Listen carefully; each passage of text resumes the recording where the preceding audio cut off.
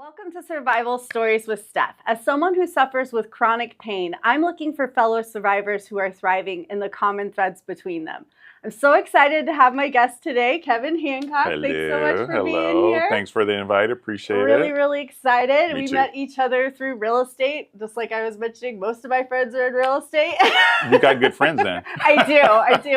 It's a good place to meet friends. Yes. Well, tell me a little bit about that. So how did you start your real estate career? We can start there. Absolutely. So, truth be told, I was a UPS for 31 years. Wow. Right out of high school, I got drafted playing baseball, played baseball for a year and a half with the Houston Astros. What? I know. A lot of people don't know that part. I didn't know that. That's cool. Came home after that second season, needing a job, knowing I was gonna go back.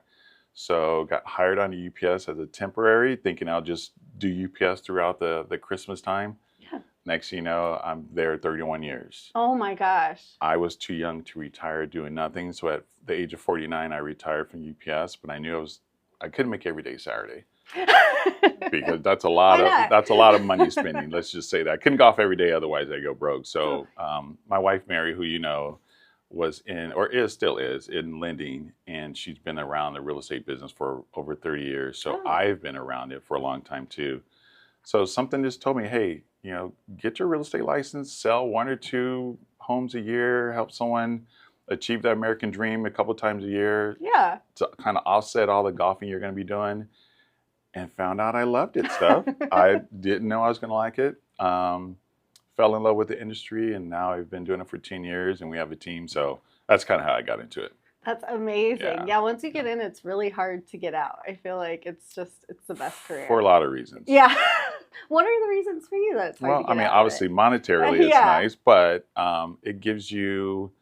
it also gives you that sense of a little bit of freedom. Let's be for real. You're not punching in and out of the clock, 9 to 5, especially like I was doing as a UPSer. So that freedom was very welcoming for me. Oh, I love that. Yeah.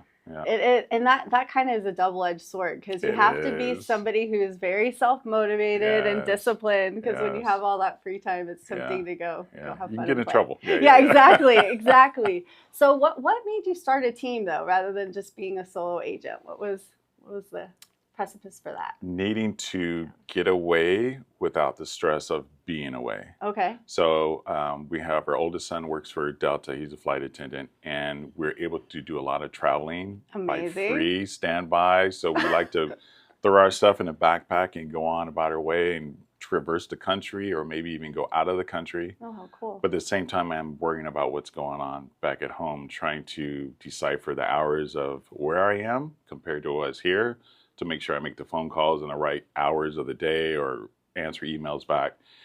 And it got me to think, I need help. And that help came way of adding team members to our team. So that's how we started the team. Yeah, I think that's so great when you have that support and you can have a little bit of life, because real estate will suck up all of your life if you let it. You need a little freedom from it, because it can be stressful. So yeah, it helps. Well, it's such a big deal when somebody is buying or selling a house, and there's a lot of stress involved, and you're kind of, counseling them through that process. So afterwards, I can see why you'd want a little vacation. Just a little bit. Got to get away. Yeah. That's awesome. You mentioned that you work with your wife. Can you tell me how you all met? A little bit about your story or how you got together? Absolutely. So we are both divorcees from our prior, but we both went to the same high school. Matter of fact, we went to junior high school together. Stop. Did our paths cross at the time? No. We were more like this, but little known, we had a couple of friends in common in our adulthood, right, out of high school. It happened to be one night we were going to the homecoming game of our high school, and I was calling a friend saying, hey, are you here yet? He goes, yeah, I'm here. I'm at the top of the stadium. Come up here and say hello. So I did, and she was there. Oh my gosh. And I was like, hey. How you doing? How you doing, right? Yeah, exactly. And then she goes, I know you. I said, well, what's your name? And she's like, Mary. I'm like, kind of looking at me like I was supposed to know. She goes, I know you. You're Kevin Hancock. I'm like, you know, you're popping your You're like, collar of at that course point. you Like, know me. all right, that's the first step. She knows me, right? So that's how we met. That's Started amazing. dating ever since. Yeah. You hear that a lot. Like people who get married, they'll talk about their past, and they did cross paths back in the day. Like maybe didn't meet, but they sort of were in the same world, like you said, kind of parallel with each other. And we're different friend groups. I was a jock, she wasn't. So oh wow. So I hung around a lot of the athletes, whether it's the bus rides with the girls basketball team. So even the female, I don't want to say jocks, but the female athletes is who I hung around more than what the crowd she was in. So that's how it is in high school. It's very cliquish, isn't it? Very more so than it probably you want to admit to. Oh, it's, and just at that age, everything is such a big deal. It's so stressful. And I always tell my kids, like, just wait. Like I always told them in high school, enjoy it and don't take it so seriously, because you're just so insecure at that age, and so everything's such a big deal. I'm like, just be secure and enjoy every moment. These are big moments in your life, and you're gonna forget them. And you're still finding yourself, right? You're in that stage of figuring out who you're going to be as an adult. That's where you really need to focus on. Oh, 100%. So you guys hit it off at the game, and then I'm assuming dated for a little bit, and then you decided to get married, or how that? Probably dated longer than most people probably thought. I'll be honest with you, it took me a little while to get off the fence to do it all over again. It was 5 years. That was me. Oh yeah. That was me. It was 6 for me. Yep. To finally say, okay. All right, let's go ahead and do this. Yeah. So it was 6 years later. Oh my gosh, I'll tell you a funny story about this. Okay, so that was my husband, and so I wanted to get married pretty much the first minute I met him. I was like, we zinged, we're a couple, let's do this. And so I was such a basket case. Like every year, the final year before he proposed, he gave me a necklace it looked like a ring box. Oh, I'm literally crying. Talk about the biggest letdown. I'm literally crying my eyes out in the middle of the restaurant. He's like, I just got you a present. I wasn't trying it. And I was like, just marry me. And then finally I did. But it's real. I just What'd you just say? Just marry me? I said, just marry me. I'm ready. That's all I want to know. Yes, I just knew it. Well, because I had a marriage. I did. I mean, I'll be honest. It worked. But I had a first marriage as well. So it's kind of like, I feel like you learn a lot from that. So I knew when I got together with him, I was like, we're going to have the best life. Like you are my person. We have fun together. You're easygoing. We like to watch the same shows. Like, I feel like you just need to, that after you've been married the first time, because you kind of figure out, different things that you want in life. And so, I basically clubbed him over the head, but it worked. Dragging him down the Now he says, I can't believe I waited so long. Why would I wait so long? We've had, the best life. But I think for guys, they're nervous to get into that, because there's also that pressure of like, I have to provide for my family and make sure, he felt that all that. He wouldn't have all his ducks in a row. I think that's kind of a guy thing. It was a little different for me. Of that being the reason, and I'm laughing so much I start tearing up. I like it. I'm all giggling so much I got tears coming out. We have fun. As you know, I have a special needs son, and I to be honest with you, I needed to make sure that side of the support system was going to be there for sure. Well, and that's what we're here to talk about. Probably today. would take me a little longer. Yeah. Amazing. So tell me about that. Tell me about, so this was your son from your first marriage? Correct. Okay. Correct. So fill me in on that. So I call him my little man child because he is 26. Oh yeah. So he is a man, like through and through. However, he's actually a little boy because he's nonverbal. Oh wow. He wears, he has a diaper, so he can't change himself. He can't feed himself. He can walk because he has a little bit of cerebral palsy too, but his underlying condition is epilepsy. He's had epilepsy since he was 7 months old, was his first episode, and he's had seizures every single day. So it's kind of robbing a little bit of his cognitive too. So to make sure that village was going to be strong on that side, I think that's probably what took me so long to. Oh, I'm like crying now. That makes Don't me cry because I'm a cry. Oh my gosh. Cry, so I get that.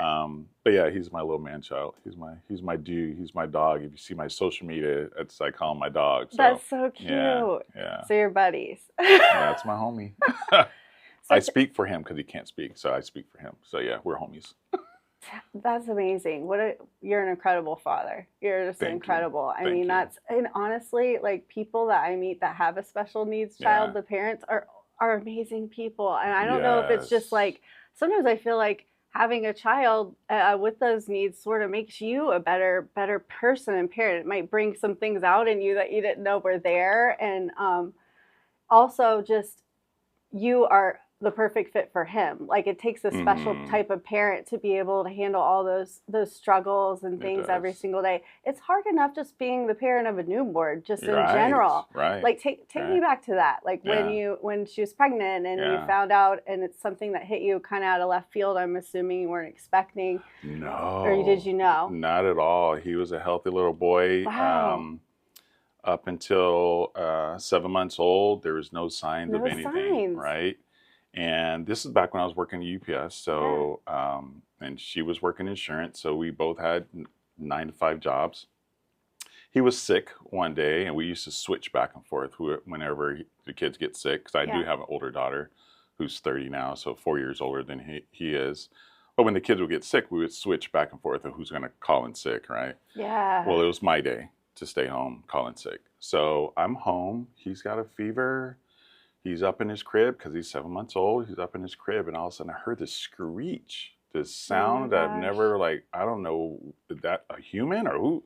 So I run upstairs and it's him, and I go to pick him up, and this kid is just burning in my arms. So obviously call 911. They come out while I'm waiting for 911 to get there, for the ambulance to get there. He's making these weird like Yeah. gestures. And I'm Yeah. freaking out. I'm like, what's going on with my son? Right. So they get out there, immediately start pouring water down on him. And the initial diagnosis was he's having help me say it, febrile Fevers, seizures, right? seizures. Yes, that makes So so much because he's sense. hot. Yeah. So we thought they would go away after some medication or whatever.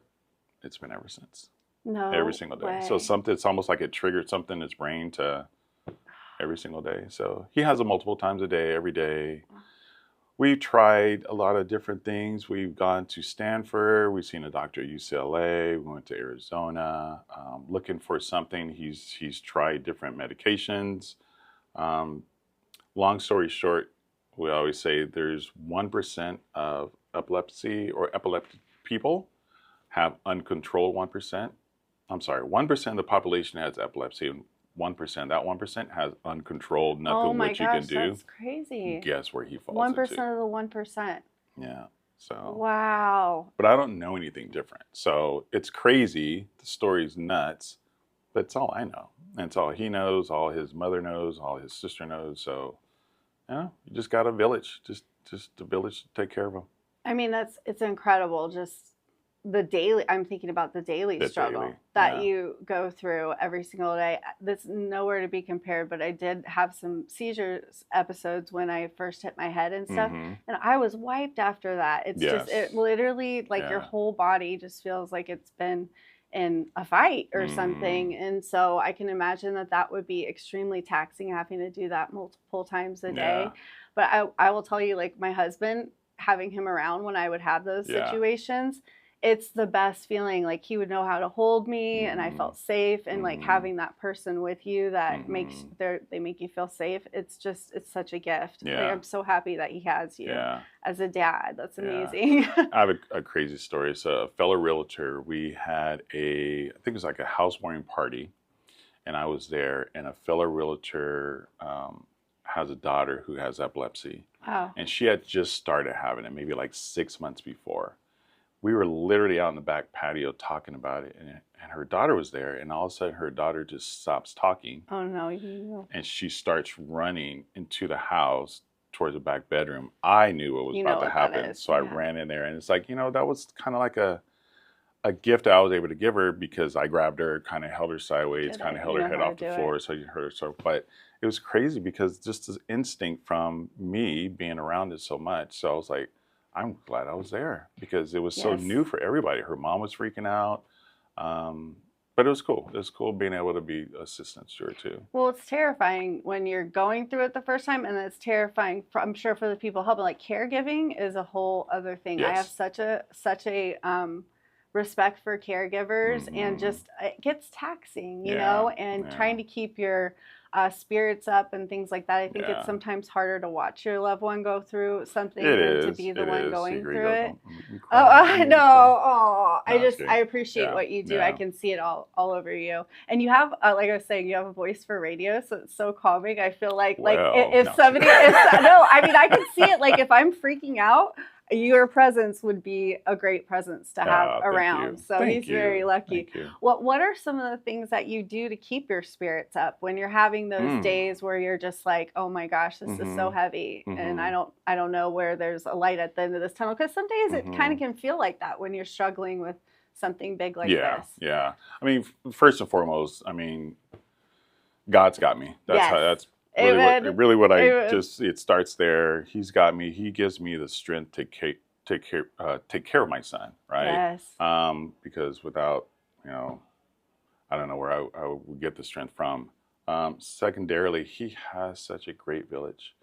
My wife, my ex-wife, and I both remarried. Yeah. And our extras that came into the picture to be parents to my son, he's got the best village. That's awesome. I love the way my wife helps out. She's awesome. She didn't have to absorb, that type of lifestyle, but she did.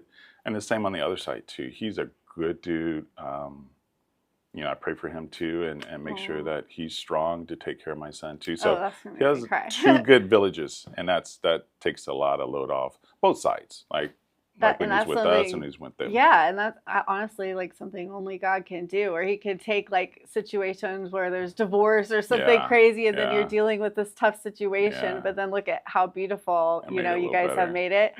Because I mentioned I was divorced. Literally, I love my ex-husband's new wife so much. I mean, call her not new wife now. It's 13, 14 years, but probably more than that. But she. I finally, because like when it first started, I was such a hands-on mom. I just didn't, I didn't want anybody, I wanted to be the mom. I wanted to be hands-on. So I had this little silly jealousy thing that kind of went through my head. And then I feel like God just told me one day, he's like, wait, do you want somebody not to be tucking them in at night? Yeah. Do you want somebody not to be, doing those things when you're not there? And then, I mean, that was just a little switch in my head that helped me, but she's, been great and welcoming, and she's one of those who's great with like the PTA stuff and super organized. So she was the organized one, and then I would go and like volunteer and just play with the kids, so we make a good team. Were you jealous at first of that though? Because she was so organized, right? I was a little bit, not jealous, but just it's so weird when you go through being a very hands-on mom and you kind of get like, I'm the mom. I think it was like this little feeling in the beginning, which is natural, I think, for people when they're going through a divorce. But like, there was just things where I'd feel like, oh, maybe you're stepping on my toes, or she'd feel like I was stepping on her toes. And that's kind of normal in the beginning, but we found our way through it to where there's just a lot of trust and a lot of love, and like, it's good. It's so good, but it takes time to get there. I think it's all new in the beginning. You're like, what's happening? My whole life, like, divorce is crazy. Well, I think our inner feelings fight the replacement factor. Like, that's what it kind of feels me. like. You're not going to replace me. I'll make sure, but that's not what it's for. It's, now we all know, it's more like you just got more assistance for him. More help. Right? More it's help. Not a competition. And not a replacement either, for sure. That is awesome. I think that, and if the sooner you can get there when you're going through a separation and divorce, the better. When you can just kind of go towards becoming friends rather than fighting it out in the beginning. So our new partners had to have us on a group chat, because we're oil and water, me and my ex. We are oil and water. And so we'd be kind of going at it, and they'd have to like referee. It was so funny. So still to this day, we're on a group text. We're just different. And it wasn't like bad, like well, I guess they would say it's crazy fighting, but you just get to a place now and like where nobody can talk bad about them. I would literally fight them. So you got out of being a teenager. You're an adult now. That's we can communicate, like. right? You grew up like 20 years later, right? Yes. Okay. So you've been able to sort of take those hits as they come throughout the day. Your faith is a huge part of helping you. Your village, your surrounding of your friends and family that help you. Is there anything that you do? So Hannah on our team, she has a special needs sister. And so she does this really cool thing each year where it's like a prom that she gets to go to and volunteer at and everything. Yeah. Is there anything that that you guys do that you feel like is a cool event if you want to get out there and volunteer? You know, we did a lot when he was younger. Yeah. Especially in school, you know, they had I believe, and don't quote me on this, but I think either all or most high schools have the buddy system.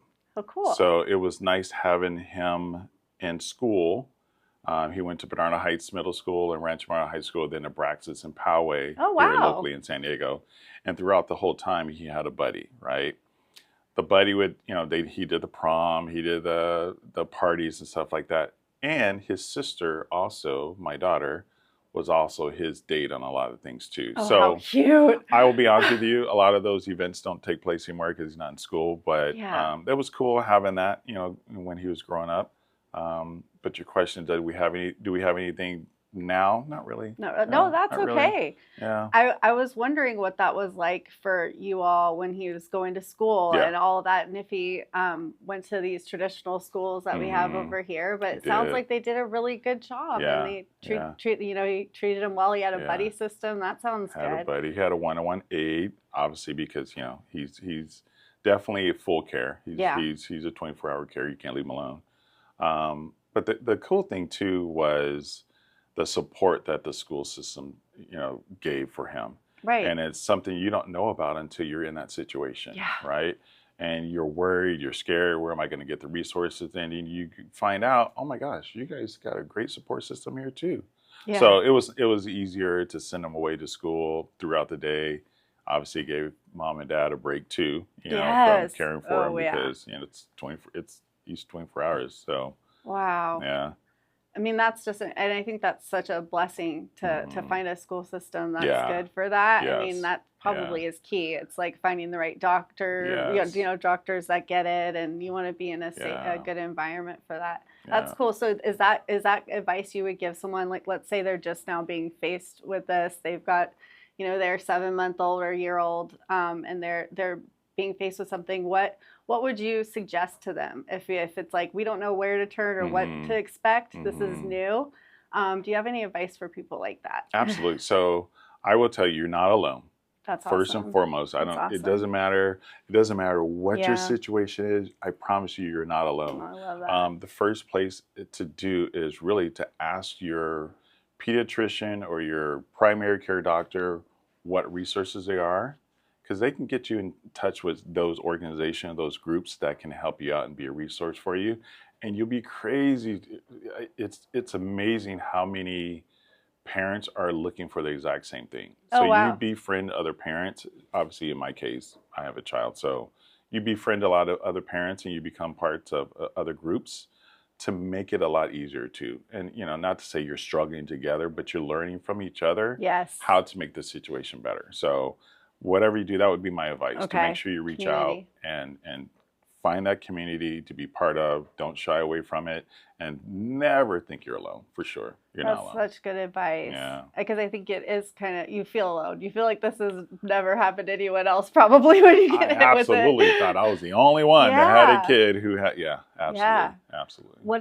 Tell me about how your other children, how do they interact? Like, what's the relationship? Does it affect them at all? Kind of that mom and dad had to give a lot of care to the one sibling versus the others. Like, I'm just imagining what that would be like for you, having to make sure you care for all of them, but one of them has more needs than the other. So my son and my daughter grew up in the same house. So it's the two of them. So my daughter, who is 4 years older, in a roundabout way, without us knowing it, kind of became the third parent. Of course. Yep. I can see that. So even to this day, she is his biggest friend, advocate, whatever. It's the cutest. I bet they're so cute. She's the best. And truth be told, she's actually a special needs teacher in the Spring Valley School District now. That was her calling, right? So she's kind of like the third parent. She's the best. Oh, I love that. She's the best. She knows what to do. She doesn't stress over. You know, we could be in church, right? And we'll be sitting in the back or whatever. And if my son has a seizure, you got a lot of the ushers rushing over because he'll make a little scream or whatever, and it freaks everybody out. And you can see everybody just rushing over and panicking.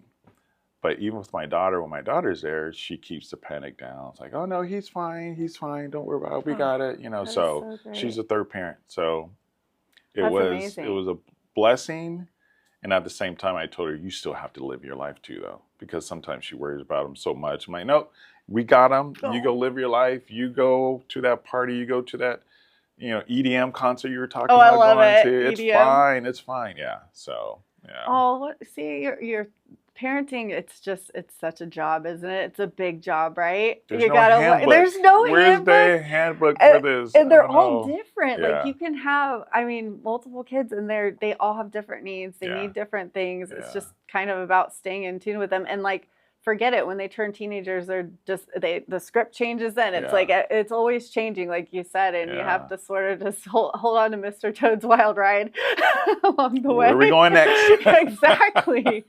Man, I am so inspired by your family and kind of how you've all just, you're all amazing people. I love watching you and your wife on social media. Your videos are so cool. And we were talking before we started filming, and humor is such a big part of who you are. And we were just saying how laughing just makes all the difference. Do you think that that's obviously something that having fun makes things easier, I guess, doing your videos and keeping some humor interjected in the tough moments? It does. And like I was saying before, I don't, thank you for watching it. Thank you for getting a kick out of it. But truth be told, I told you, I don't do it for you. I know, it's for you. I don't do it for you. Yeah. I do it for me. Yeah. And I do it for me because life is stressful. Whether you've got a special needs son at home or not, or if you're in the business of real estate or not, life in general is just kind of stressful. This is just my way of being jovial throughout life and just having fun with it. And so I do it for me, but thank you for enjoying it. It's so funny, how you just tease your wife a lot, and she doesn't know that you're about to do things, right? So some of it she doesn't. She doesn't know. Some of it she doesn't. The coffee cup one was really funny. Like that one? That was good. Yeah. He had a coffee cup, and he put coffee on the other end, so it looked like it was full, and it wasn't. Yeah. That was great. That was a good one.